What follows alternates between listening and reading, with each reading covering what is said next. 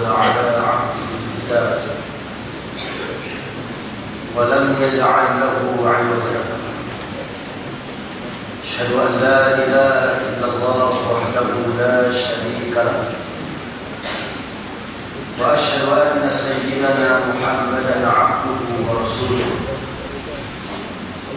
اللهم صل وسلم وبارك على حبيبنا وشفيعنا وزخرنا ومولانا محمد وعلى آله وأصحابه والتابعين لهم بإحسان إلى يوم الدين. أما بعد،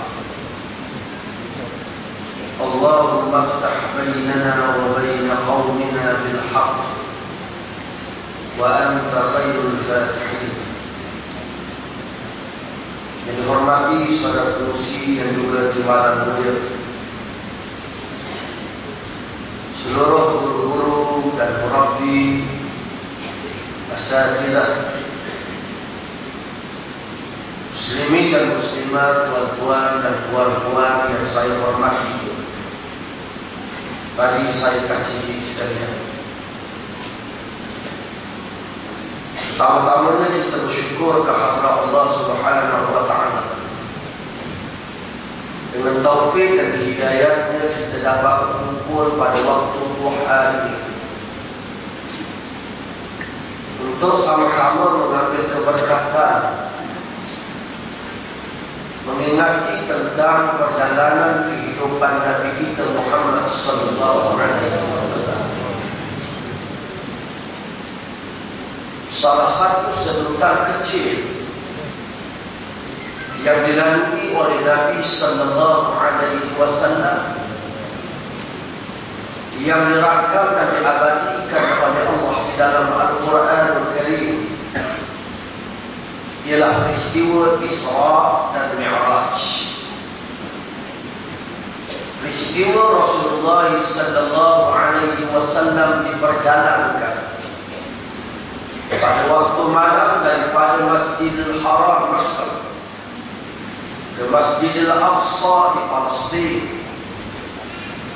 dan kemudian dimi'rajkan, diangkat Rasulullah sallallahu alaihi wasallam sehingga melintasi 7 petala langit sampai ke Sidratil Muntaha menghadap Allah Subhanahu wa Ta'ala. Peristiwa ini dirakam oleh Allah di dalam Al-Quran, maka sudah tentu ia memiliki hubung kaitnya dengan dasar iman dan tauhid, dasar akidah dan keyakinan kepada Allah Subhanahu wa Ta'ala, kepercayaan dan keyakinan terhadap peristiwa Isra dan Mi'raj merupakan suatu peristiwa yang ada hubung kait dengan akidah. Sesiapa yang tidak mempercayai dengan peristiwa Isra dan Mi'raj, sebenarnya dia menolak kepercayaan Al-Quran, menolak keimanan kepada Nabi sallallahu alaihi wasallam, bahkan menolak keimanan kepada Allah Subhanahu wa Ta'ala. Apabila peristiwa Isra dan Mi'raj ada hubung kait dengan akidah, ada hubung kait dengan keimanan yang dipertegaskan oleh Allah di dalam Al-Quranul Karim, dengan Allah Ta'ala memulakan dengan suatu kalimah yang sangat besar makna, suatu kalimah yang sangat besar makna dan kelebihan. A'udzu billahi minasy syaithanir rajim. Subhanalladzi asra bi'abdihi lailan minal masjidil haram ilal masjidil aqsa alladzi barakna hawlahu linuriyahu min ayatina innahu huwas sami'ul basir. Maha suci Allah yang telah memperjalankan dengan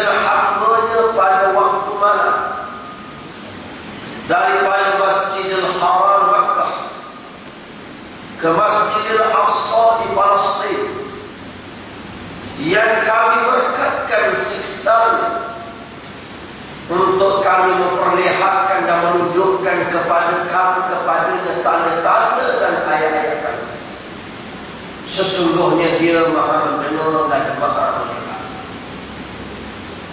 Allah Ta'ala menggunakan untuk menceritakan peristiwa yang sangat ajaib dan pelik ini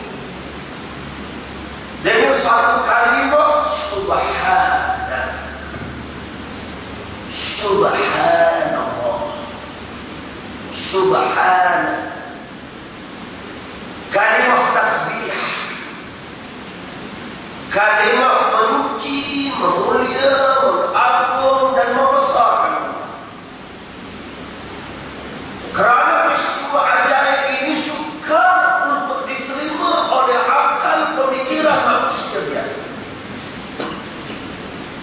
Peristiwa yang pelik ini kemungkinan akan ditolak dan dinafikan oleh mereka yang hanya menggunakan akal sebagai kayu ukur dalam menerima sesuatu perkara. Maka Allah Subhanahu wa Ta'ala meletakkan bahawa segala kehidupan kita ini tidak cukup dengan kita menggunakan akal, tetapi kita mesti menggunakan hati yang tersimpan di dalamnya akidah, keimanan dan keyakinan kepada Allah.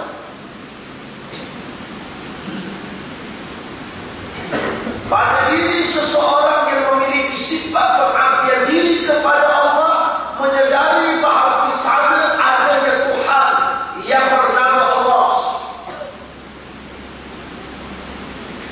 maka Allah Ta'ala boleh bertindak, Allah Ta'ala boleh melakukan sesuatu, Allah Ta'ala boleh membuat sesuatu perkara yang walaupun perkara itu tidak boleh diterima oleh akal. Kerana Allah itu Subhanallah, Maha suci, Maha mulia, Maha agung Allah. Peristiwa yang sangat ajaib ini telah dilalui oleh Nabi Sallallahu Alaihi Wasallam kerana Nabi melalui suatu perjuangan yang sangat teruji dan sangat hebat ujian. Nabi berdakwah di Makkah, berhadapan dengan pembesar-pembesar Makkah yang sebangsa dengan Rasulullah, kaum kerabat Nabi Sallallahu Alaihi Wasallam, keturunan Nabi Ibrahim. Kita orang Melayu keturunan mana? Kok pastinya keturunan Nabi Adam. Ini bukan keturunan Nabi Adam sahaja, dia keturunan Nabi Ibrahim. Nabi Ibrahim yang asaskan Makkah, masyarakat Quraisy. Nabi berdakwah di Makkah. Jadi tiba-tiba Nabi berhadapan dengan ujian besar, penentangan hebat daripada sebangsa dengan Rasulullah Sallallahu Alaihi Wasallam. Sehingga Rasulullah berpendapat seolah-olah penduduk Makkah tidak bersedia lagi untuk menerima dakwah Nabi, bahkan yang menyokong Nabi hanya mereka yang lemah, mereka yang miskin, hamba abdi. Maka Nabi Sallallahu Alaihi Wasallam mahu mencari pangkal kalam. Nabi Sallallahu Alaihi Wasallam mahu mencari tapak baru dalam dakwahnya, dengan harapan besar dan cita-cita yang sangat tinggi bahawa penduduk yang akan disampaikan agama dan ajaran Islam kepada mereka ini akan menerima dakwah Nabi, menjadi pendokong dan pendokong perjuangan Nabi yang sangat setia. Nabi keluar daripada Makkah menuju ke Taif. Keluar daripada Makkah menuju ke Taif, bertemankan dengan rakan setianya dan teman tercinta, dengan meletakkan suatu harapan di dalam jiwa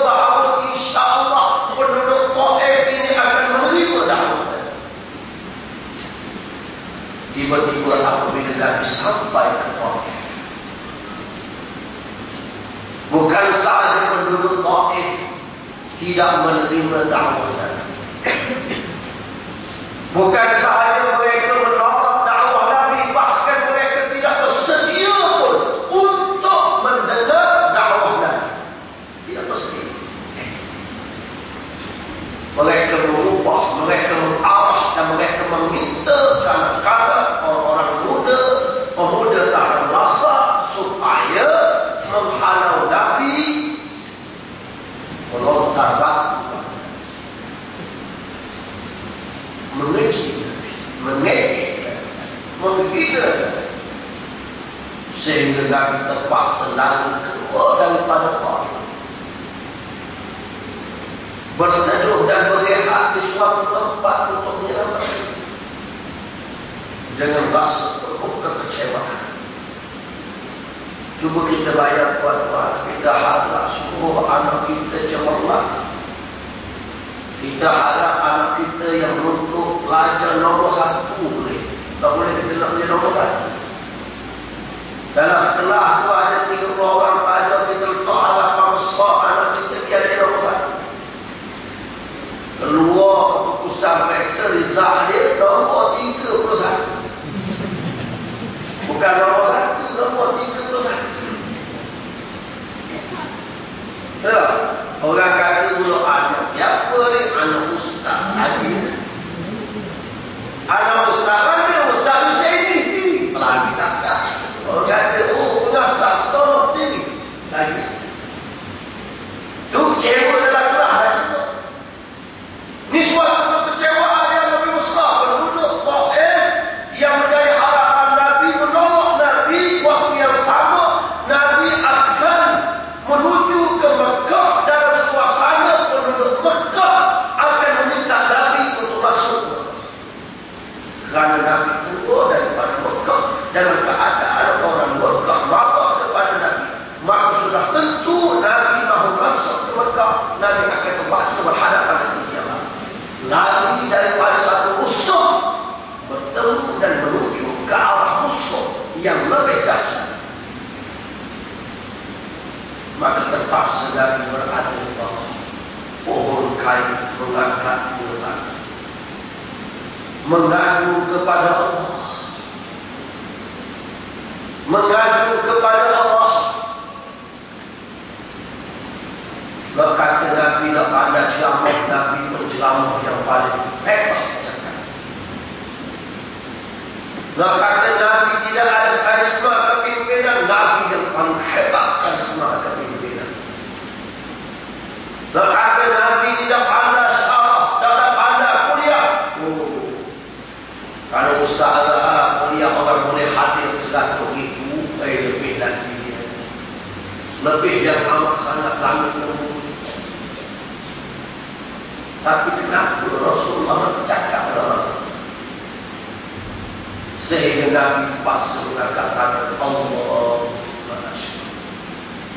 ضعف قوتي وقلة حيلتي وهواني على الناس يا أرحم الراحمين يا ربي أنت ربي وأنت رب المستضعفين إلى من تكلني إلى بعيد يتجاهلني أم إلى قريب ملكته.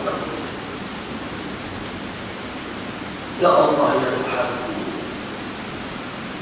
aku mengadu kepadamu ya Allah, kata Nabi. Aku mengadu dan menghayu kepadamu wahai Tuhanku, lemahnya kekuatan. Sehebat dakwah Nabi, Nabi tetap mengaku dan menganggap dia masih lemah dakwah. Nabi ini berdakwah pagi, petang, siang, malam. Setiap orang dia akan bertemu dia dakwah. Kita ni mari ceramah, banding tak tahu lagi dakwah kita. Betul? Tu pun mari dia ceramah tu, campur masa ni, makan roti canai, mungkin nak tidur. Dulu sekarang tak dakwah lagi. Tapi Nabi ini dia berdakwah, dia bertemu dengan semua orang.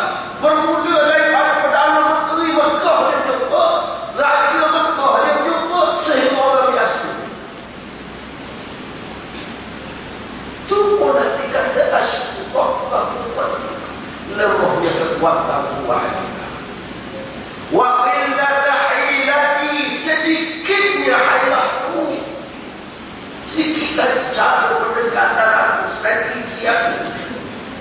Wa hawali ala nas, aku dihingga pada pandangan orang ramai. Orang ramai tidak menganggap aku ni hebat, dakwahku boleh diterima. Ya Allah, ya Tuhanku, Engkaulah Tuhan yang Maha Penyayang. Engkau Tuhanku, Engkau Tuhan orang-orang yang lemah. Wahai Tuhanku, kepada siapa Engkau serahkan aku? Kepada orang yang jauh yang menghalauku, ataupun kaum kerabatku yang dekat yang menguasai urusan hidup. Apabila Nabi mendengar, apabila Nabi berdoa sebegitu rupa, ada satu riwayat menyatakan malaikat yang menjaga bukit memohon izin daripada malaikat Jibril agar meminta izin daripada Allah mengarahkan dia agar mengangkat bukit Mekah untuk dicampakkan di atas penduduk-penduduk Mekah.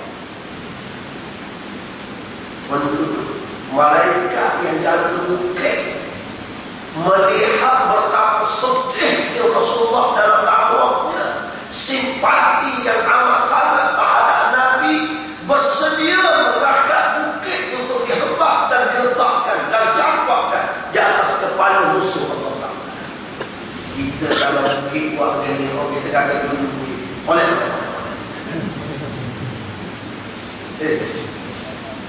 jahat. Mereka okey apa perlu mana? Dia apa? Bagaimana dia? Dan Nabi kata Allahumma biqawmi fa'innahu la ya'lamun. Ya Allah, ya Tuhanku, berilah petunjuk kepada kaumku kerana mereka tidak mengetahui. Dalam riwayat yang lain kata Rasulullah, ya Allah, ya Tuhanku, aku mengharapkan daripada tulang sulbi mereka keluarnya mereka yang beriman kepada wahai Tuhan. Dengan sebab peristiwa yang sangat menyedihkan inilah, dalam perjalanan dakwah Nabi sallallahu alaihi wasallam untuk menyampaikan Islam, untuk memberitahu tentang Islam, untuk menyatakan tentang kehebatan Islam, Nabi ditekan, Nabi ditendang, Nabi ditentang dengan lawannya yang hebat. Selepas itulah berlakunya peristiwa Isra dan Mi'raj dan semua. Allah Ta'ala memperjalankan Nabi sebagai taslih, sebagai satu hiburan dan sebagai suatu ingatan, sebagai suatu pengajaran, sebagai suatu pengukuhan kepada Nabi, bagi menyatakan kepada Rasulullah bahawa perjuangan Islam yang engkau lalui ini dihampari dengan ujian-ujian yang hebat, tetapi kemuncak perjuangan ini bukan sahaja kemenangan di dunia, tetapi kemenangan di akhirat menuju syurga Allah Subhanahu. Yang selama ini Rasulullah sallallahu alaihi wasallam menceritakan tentang syurga bagi orang yang beriman dan beramal saleh, yang selama ini Rasulullah menceritakan tentang neraka bagi orang yang kufur dan menentang agama. Peristiwa Isra dan Mi'raj, Allah Ta'ala mengangkat Nabi, menemukan Nabi dengan Rasul-Rasul yang memperjuangkan ajaran Islam sebelumnya. Bila Nabi merentasi langit, Nabi bertemu dengan Rasul-Rasul sebelumnya.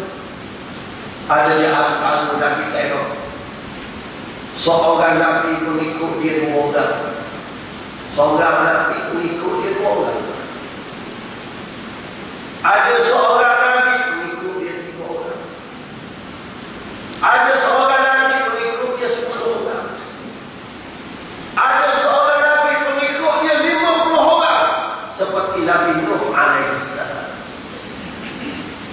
Nuh dia berdakwah 950 orang, pengikut dia 50 orang. Ramai daripada ni. Kedok. Ramai kita daripada dia. 950 tahun. Dah dakwah 950 tahun. Isteri dia lawan dia, anak dia lawan dia. Ada di antara Nabi 3 orang, pengikut dia seorang. Nabi 3, ustaz 3 orang, murid orang. Seperti mana dalam cerita Yasin, 3 orang Nabi, pengikut dia seorang. Nabi 3, pengikut dia seorang. Membuatkan Nabi Muhammad SAW lebih kuat yakin bahawa kalau Nabi-Nabi zaman dulu didustakan oleh Allah, didustakan oleh pengikut masing-masing Nabi. Kemudian sampai ke syurga, tengok bagaimana orang-orang yang melakukan amalan yang soleh yang dijanjikan oleh Allah, dengan amalan yang hebat, dengan pengajaran yang hebat, dengan kehidupan yang hebat. Kerana apa Allah Ta'ala ajar Nabi supaya terus menyampaikan Islam walaupun Nabi ditentang? Kerana suatu kalimah yang paling besar dan asas yang paling kukuh, iaitu akidah. Akidah yang mesti diperjuangkan oleh semua orang, laki-laki, nabi-nabi dan Rasul-Rasul, kerana Allah Ta'ala ini, ia adalah Tuhan. Subhanallah. Dan itu bila kita sembahyang yang kita terima kefarduannya daripada Al-Quran, daripada Nabi menerimanya daripada Allah di malam Isra dan Mi'raj. Kita rokok, kita sebut apa? Kita sembahyang, kita rokok, kita sebut apa? Subhana Rabbiyal Azim. Sembahyang yang kita terima daripada Nabi terima kepada sembahyang malam mana? Malam Isra dan Mi'raj. Bagi mengingatkan betapa besar sembahyang ini mengajar akidah dalam peristiwa yang ada hubungan dengan Isra dan Mi'raj, yang Allah Ta'ala gunakan dengan Subhana, Maha Suci Allah dalam sembahyang itu. Kenapa kita rokok? Kenapa kita rokok? Sehingga kita rokok, kita letak kepala kita yang ada pada kepala ini akal, mata, hidung, mulut, telinga, tetapi setara dengan perut kita. Tapi ada juga orang sombong, dia rokok agak kepala cokek macam mulut. Tak betul. Islam aja dan Nabi-Nabi para ulama aja itu rokok biasa. Betul tak? Jadi macam ni ada rokok cokek kepala dia. Tak boleh sebab dia rasa sombong. Akal dia hebat, kepala dia hebat, dah boleh letak sama dengan perut. Tak sama. Salah. Kepala, perut, mulut. Mulut, perut tempat kita makan, punggung tempat buah makan. Kamu siapa orang paling hebat? Subhana Rabbiyal Azim. Sewaktu kita sebut apa? Subhana Rabbiyal Azim. Apa makna dia? Sebut sudah sama. Tangan tengok ke sejadah, mata tengok ke sejadah, bilang pula benda orang terjadi. Dan ingatlah apa kita sebut Subhana Rabbiyal Azim, Maha Suci Tuhan aku yang mencipta aku yang Maha Mulia. Azim menterjemahkan nama Allah itu, menterjemahkan Subhana, Maha Suci Allah daripada kekurangan,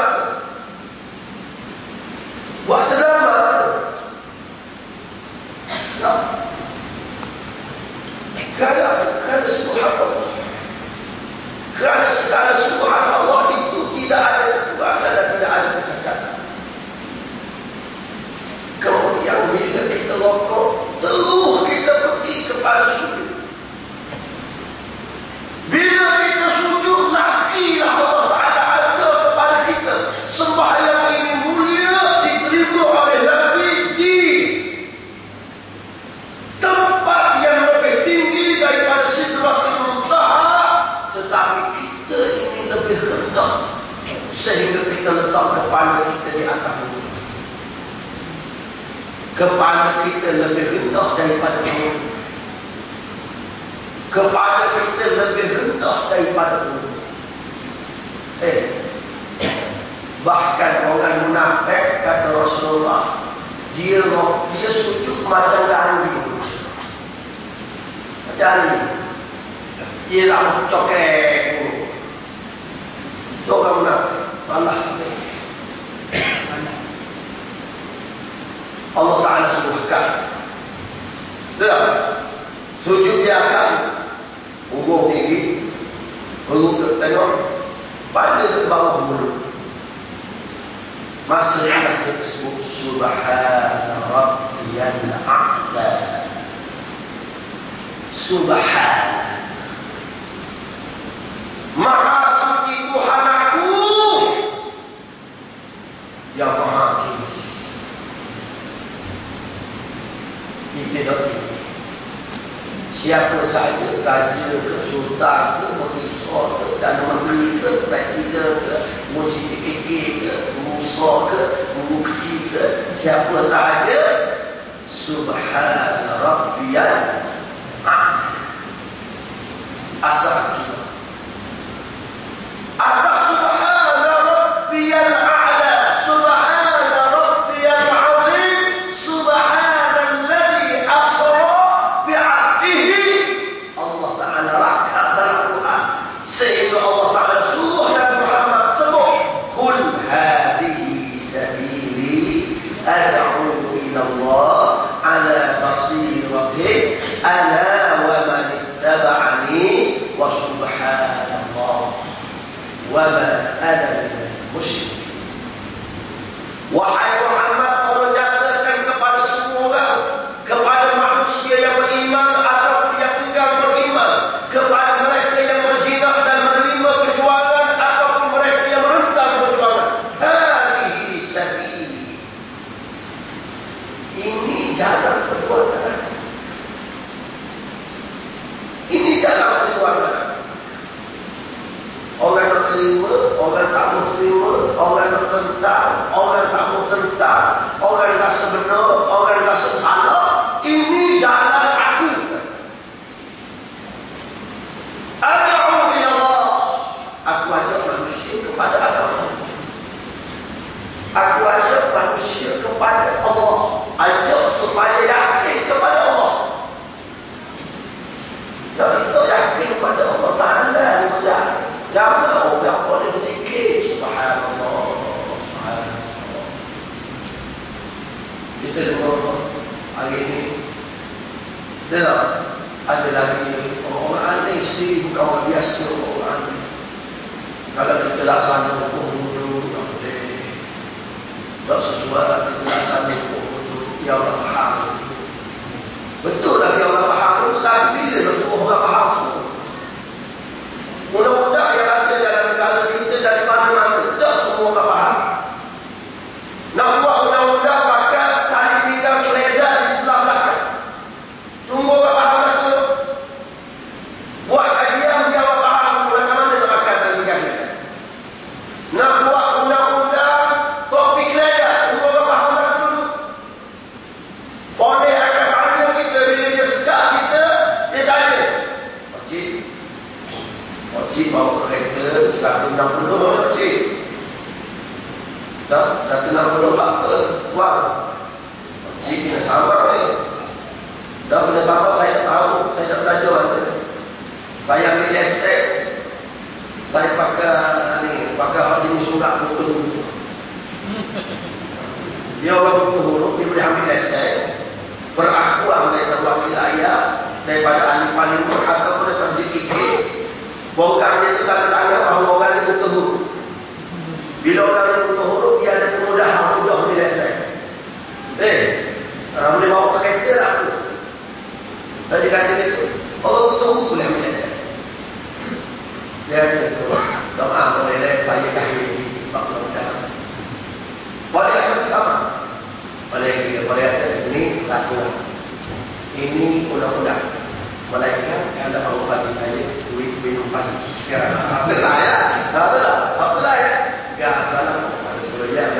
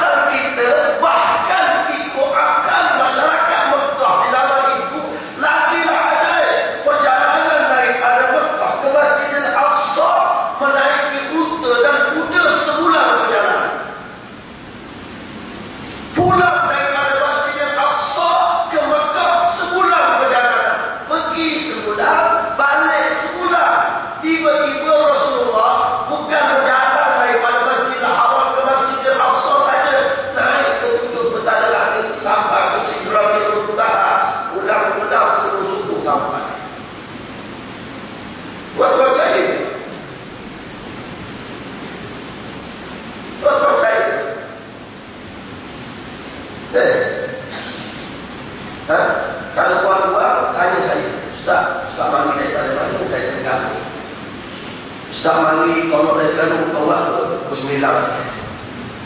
Bismillah. Dah Ustaz lapar di pelik buat apa? Berlapar semua. Lagi dah percaya lah. Balik itu. Buka Bismillah setengah jam. Tolong daripada Terengganu buka Bismillah. Sampai sini Bismillah setengah. Percaya? Ha? Percaya? Percaya tak? Apa dah cakap? Apa dah cakap? Tak? Sebab kita kata tak pernah sama pelik. Setengah jam ada lapar dari Terengganu. Memang ikut kepada otak kita tak pernah sama. Lagi dah orang yang di zaman Mekah naik unta dan kuda, mereka berjalan ke Syam sebulan, balik daripada Syam sebulan, 2 bulan. Hak Nabi ni pula bukan sampai ke Syam saja. Zaman dulu tak ada pun. Okey. Macam mana? Oh. Tapi Tuhan kata Subhanallah. Maha suci Allah. Kerja ni bukan kerja manusia, kerja Tuhan. Hak yang berjalankan Nabi Muhammad ini ialah Allah. Bila Allah Ta'ala waktu wa rabbuka yakhluqu ma yasha'u wa yakhtar. Tuhan boleh buat benda hak dia nak dan dia boleh pilih hak dia nak. Maka Rasulullah Tuhan buat sesuatu. Jangan letak dalam kepala kita, kalau kita berapu riba, mundur. Ekonomi kita tidak maju. Kerana apa? Kerana zaman sekarang ekonomi yang ada dikuasai oleh barat. Kalau kita bebaskan diri daripada riba, kita tidak boleh maju, kita tidak boleh terkehadapan, kita tidak boleh menandingi ekonomi barat. Sebab kau cakap macam tu, kau nak percaya Tuhan ke? Memang percaya dia lebih Tuhan. Itu kalau ekonomi. Kalau undang-undang dan peraturan, kamu boleh terima. Allah tak ada kata orang curi negara. Pagi ni ada kawan saya, ayah dia ada elak. Elak kata elak. Tak? 4F4. Kena curi balik. Rasulullah beritahu, Allah Ta'ala sendiri sebut dalam Quran, selesai masalah curi, kamu kena balik ke hukum Tuhan. Orang Islam dah ada. Hak Tuhan buat, comel.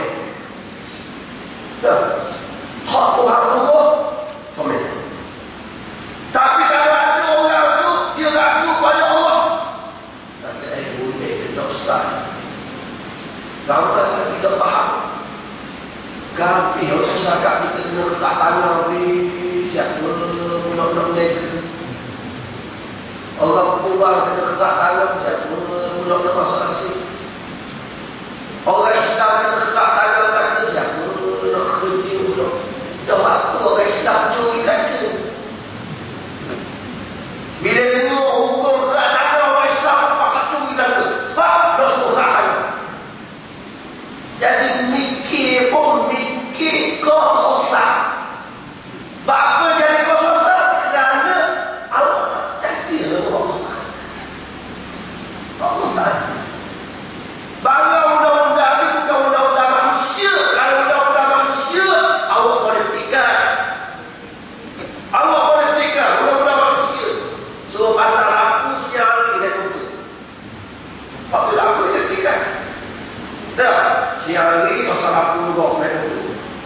Kata Allah berupa tengok lampu dia ada ini siang hari pasal lampu juga. Hak tu tak asal. Sebab manusia buat. Dah, nak tinggal apa, tak mau tinggal apa, nak terima apa, tak mau terima apa, itu boleh fikir pada akal. Tapi ini undang-undang daripada Allah. Allah Ta'ala lah yang mencipta dan memperjalankan Nabi Muhammad dalam perjalanan yang pelik. Allah Ta'ala yang beritahu. Ini asas. Ini asas. Asas keyakinan inilah yang dibawa oleh Nabi. Di atas asas keyakinan yang dibawa oleh Nabi inilah Nabi ditentang. Penduduk-penduduk Mekah lawan Nabi. Penduduk-penduduk Mekah tentang Nabi. Tetapi orang yang memiliki akidah sebegini rupa, yang Nabi berjalan daripada Masjidil Haram sampai ke Sidratul Muntaha menghadap Allah, balik sebelum subuh, selepas subuh Nabi Muhammad temenung. Kerana cerita ni, peristiwa ni kena beritahu orang. Nak beritahu barang pelik, cerita pelik, cerita ajaib yang selama ni ramai orang tuduh Muhammad ni gila, Muhammad ni bodoh, Muhammad ni pecah belah masyarakat, Muhammad ni ahli sihir, Muhammad ni dulu berbagai-bagai mereka tuduh. Tiba-tiba pagi ni Nabi Muhammad akan beritahu suatu cerita lagi pelik yang kemungkinan mengundang lagi besar. Orang akan kata memang confirm Muhammad gila. Penuh nak cerita tu. Nak cerita perjalanan daripada Mekah ke Masjidil Aqsa. Keluar selepas maghrib, jalan balik-balik sebelum subuh. Baik, enggak. Dalam keadaan penuh nak cerita, tiba-tiba Abu Jahal kata, mana penuh? Kata Rasulullah, malamku diperjalankan oleh Allah. Kau tak boleh cerita ni, boleh ni buat tambah sangat cerita ni. Kalau Islam ni sekian tu, kau ni tu. Berita nak tulis nak dua ni. Berita ni memang berita sensasi. Aku cerita dia, Rasulullah kata semalam aku diperjalankan oleh Allah daripada Masjidil Haram ke Masjidil Aqsa, daripada Masjidil Aqsa ke Mekah. Kata Abu Jahal semalam berjalan pagi tu sampai tu. Kata Rasulullah, lama tu tak boleh surat kapal, dia istihad, dia beri perlu. Dia kata Abu Jahal kata, wahai Muhammad, setuju kita kalau aku mengandung kepada semua penduduk Mekah, mereka berhimpun, mudah baca kita. Mesti jaga dalam ketiga. Setuju? Kata Rasulullah, boleh keluar. Kumpul habis semua orang Mekah. Hak boleh mari. Rasulullah bercerita. Rasulullah kata semalam Allah Ta'ala telah memperjalankan aku daripada Masjidil Haram ke Masjidil Aqsa. Cerita separuh tu. Nak tengok ketuk orang boleh terima tak? Cerita sampai Masjidil Aqsa. Nak tanya nak cerita lagi. Pendek dia cerita. Nak dah habis cerita. Orang kata lalu Allah Muhammad. Memang confirm gila Muhammad ni. Hak sebelum ni berasa macam-macam gila. Tapi ini confirm gila. Memang nyanyuk, memang membohong, memang menipu dah Muhammad. Bahkan lagi dahsyat, ada yang sudah beriman dengan Nabi Muhammad jadi murtad. Keluar paling dalam, kami nak percaya. Tapi nak cari orang yang seperti mana Abu Bakar As-Siddiq. Abu Bakar As-Siddiq tak dengar boleh pada Nabi. Abu Jahal pergi ke pasar bertemu dengan Sayyidina Abu Bakar yang sedang berjaga di pasar. Abu Jahal kata, Abu Bakar, awak dengar nak cerita tentang kawan karib Muhammad. Kata Abu Bakar, apa ceritanya? Ceritanya Abu Jahal kata Muhammad beritahu semalam dia berjalan daripada Mekah ke Masjidil Aqsa, kemudian dia balik pagi ini ke Mekah pula kerana Tuhan yang memperjalankan. Kalau kita ada Tuhan, kita usah nak tengok berita harian, betul ke? Mungkin kita boleh agak mungkin di Mekah ni tak payah pergi ke Mekah. Waktu pun bunyi kat kepala dah. Waktu kadang-kadang orang pergi kepala dah.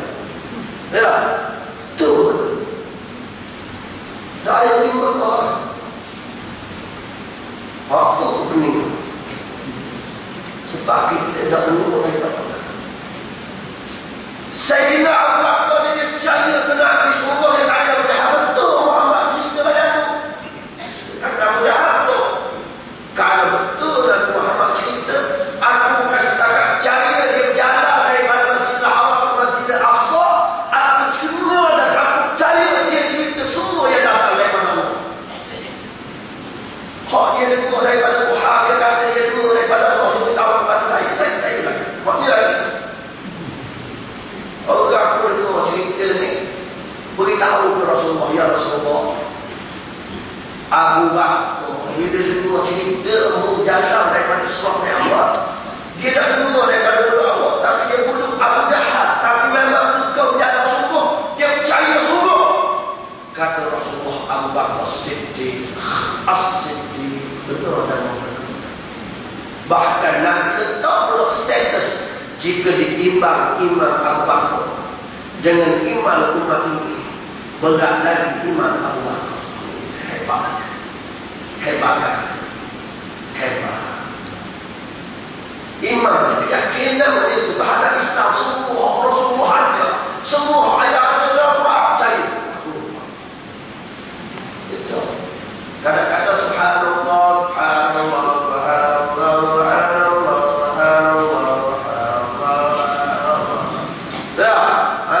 Ni pegang putih tasbih tu. Buat daripada apa? Kayu program apa? Kayu program tu. Tak, polis ni. Pada macam tapi bila orang kata, awak Imam percaya kalau kita laksana hukum tu dengan masalah zina yang ada sekarang ni, kita laksana jam kepada orang kahwin dah, dan kita laksana sebab 100 orang tambah orang nak kahwin lagi, sesuai tak terima. Rasa tak sesuai lagi. Kalau kita buat mungkin nak jadi huru-hara, sebab lama lagi orang dah dah terima aja lah. Aja, dah aja lah. Kalau nak awal mudah je kan nak beritahu lah. Tu terima. Hak bukan tasbih. Subhanallah, subhanallah, subhanallah. Takut tasbih kita mati je tahu. Subhanallah sikit. Subhanallah sikit. Subhanallah sikit. Hak kita dengar. Tak? Sebab kita dah faham, kita sebut saja laqaitu Ibrahim usrabi lailata usrabi. Kata Nabi, pada malam aku diperjalankan oleh Allah, aku bertemu dengan Nabi Ibrahim alaihi salam. Faqal ya Muhammad aqri ummataka minni salam fa innal jannata طيبة التربة وعذبة الماء وإنها قيعان وراسها سبحان الله والحمد لله ولا إله إلا الله والله أكبر ولا حول ولا قوة إلا بالله. Kata Nabi, malam Isra Mi'raj aku berjumpa dengan Nabi Ibrahim. Nabi Ibrahim beritahu kepada aku, wahai Muhammad, sampaikan salamku kepada umat dan beritahu kepada umatmu, syurga itu tanahnya sangat subur, syurga itu airnya sangat sedap dan bersih. Nawak tanaman ni air dia bersih kok. Kalau air dia bersih, kosong tanaman, tanah dia subur. Wa innaha qi'an, syurga ini tanah kawasan dia sepadan batu, tetapi tanaman dalam syurga ialah subhanallah.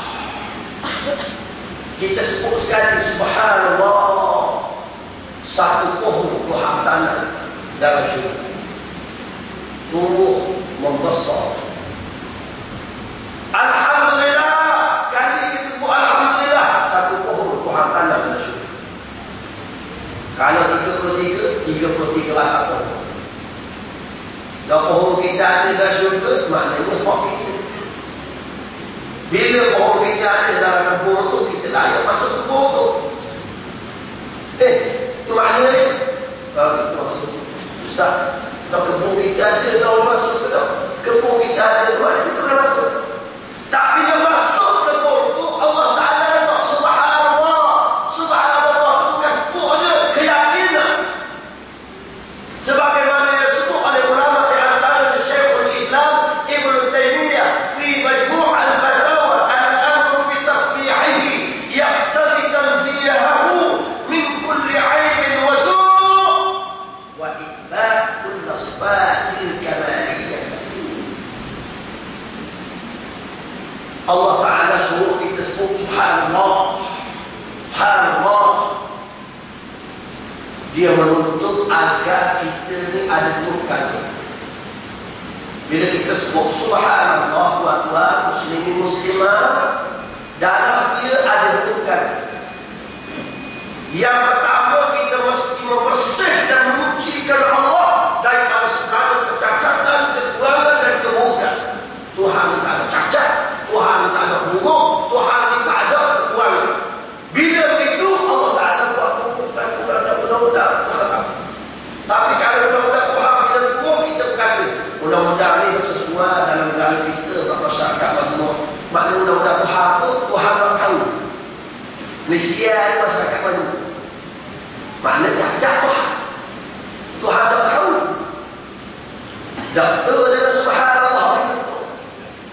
Yang kedua, bila kita sebut subhanallah, kita menetapkan, kita memperkukuhkan, kita memantapkan bahawa keyakinan Allah Ta'ala memiliki sifat-sifat kesempurnaan. Tuhan maha sempurna bersifat maha mengetahui, maha alim, maha bijaksana, maha.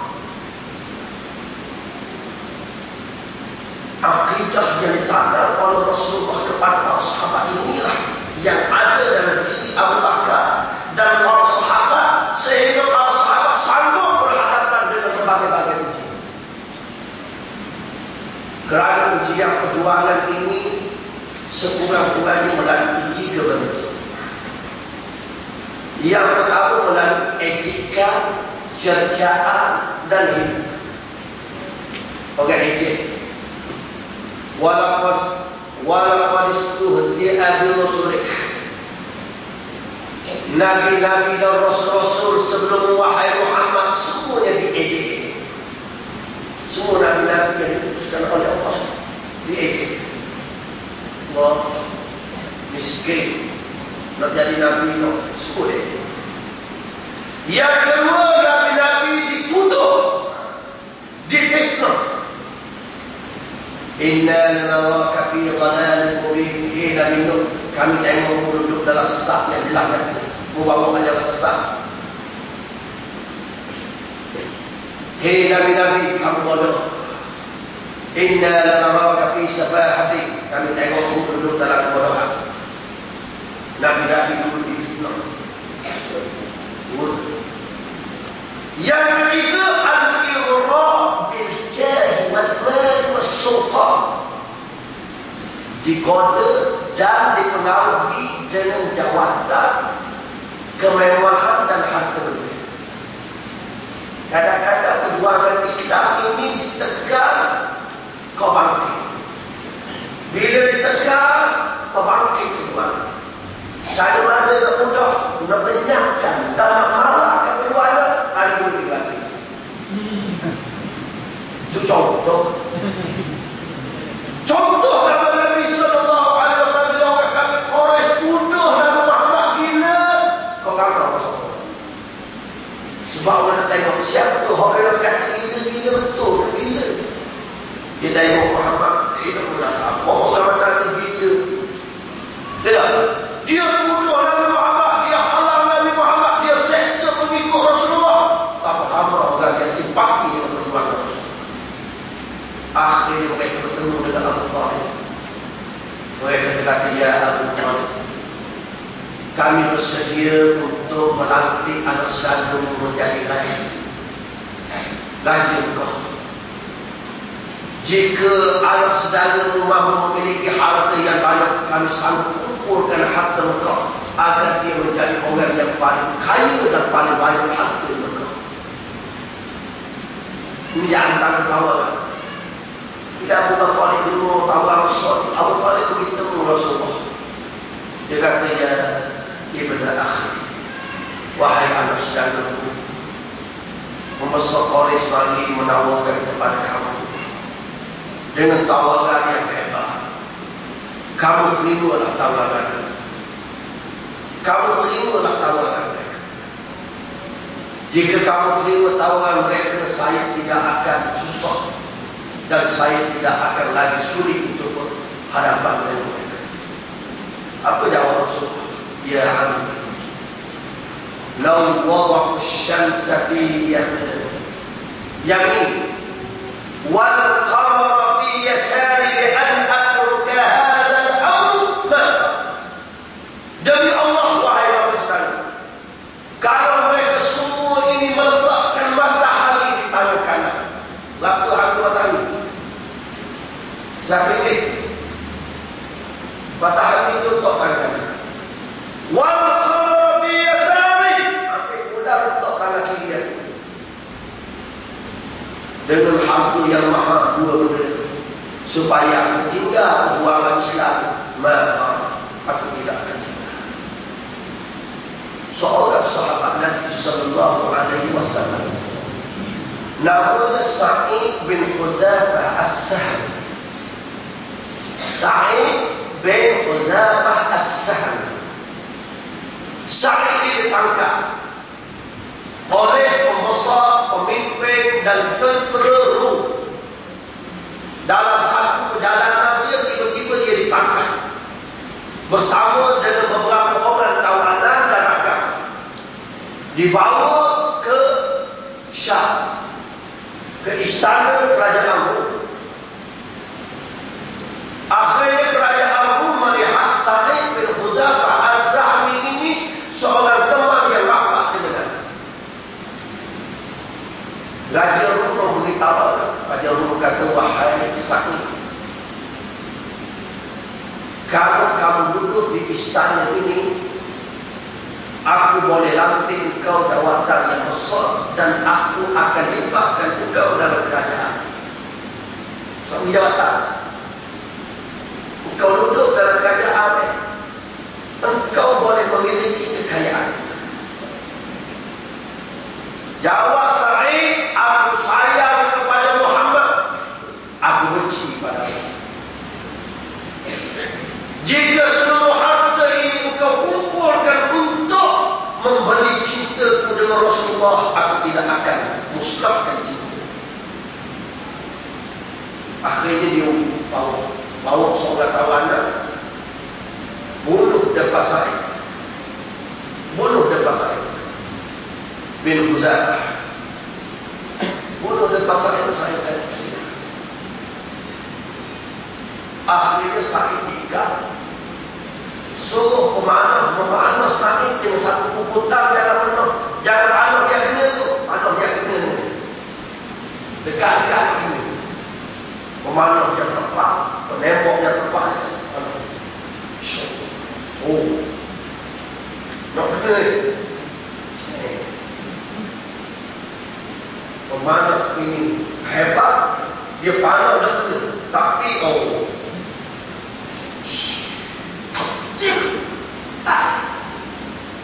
kita nak tahu anak ni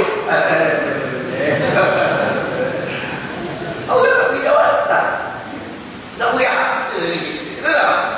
Orang panah yang kedua jangan celok kekeng tak tak boleh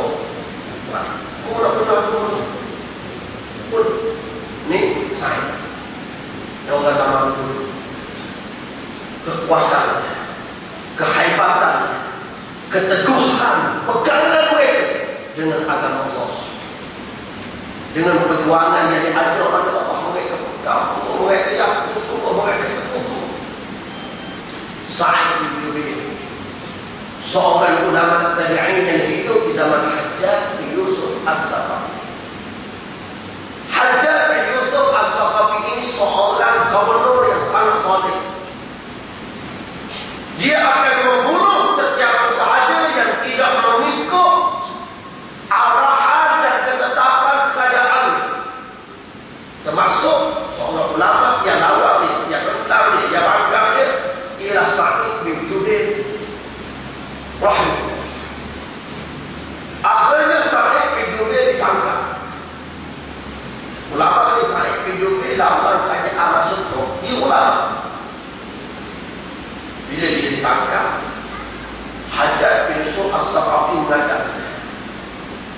Hajjaj bin Yusuf As-Saqafi kata, hari ini aku akan membunuh siapa yang boleh menyelamatkan.